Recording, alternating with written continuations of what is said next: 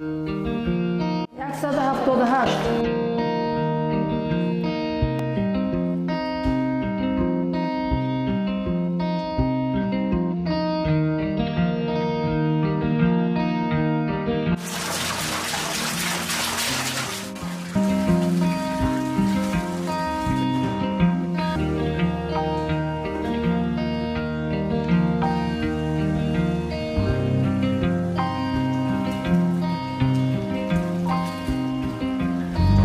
خلوب نشده با قالب میبریم.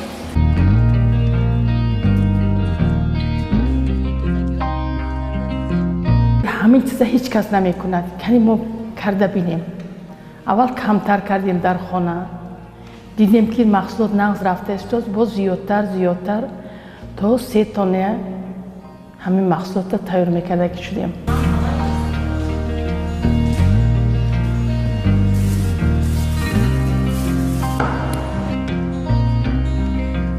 خانه‌تان برید خورده بینید پگه سحری شما همینجا پتینکه میفروشید یا که شما لباس میفروشید. ما آمده با شما خبر میگیریم. بعد همین که راهبر مغازه ها میگن که شما چه خیلی شناختن. شما نه 4 ماه شد آمدید تو لیکن 14 تا مغازه همش میگید که باری همین اپا در کار است. من خرسندم که ما حرکت کردیم که نزدیکتر شویم مردم با.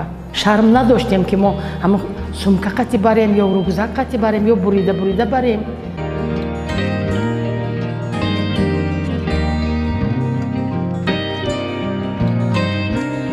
ما اول نصیحت دادن سر کردیم. چخیل گفتیم حاجی بو شما میگیرید ها چند کیلو میگیرید؟ هر روزش با 30 کیلو میگیرم. شد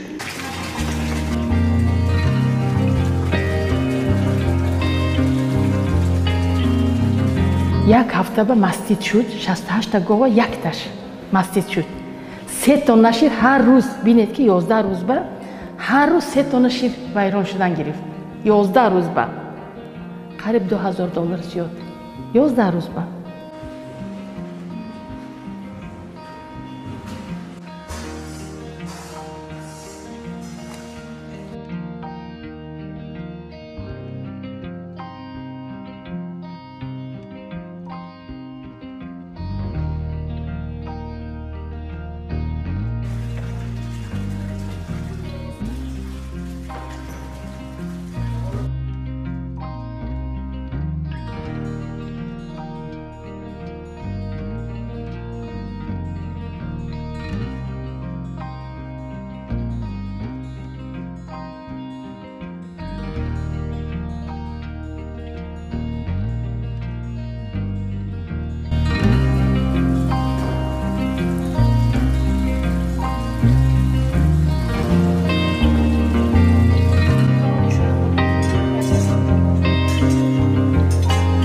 کارت با شوق است.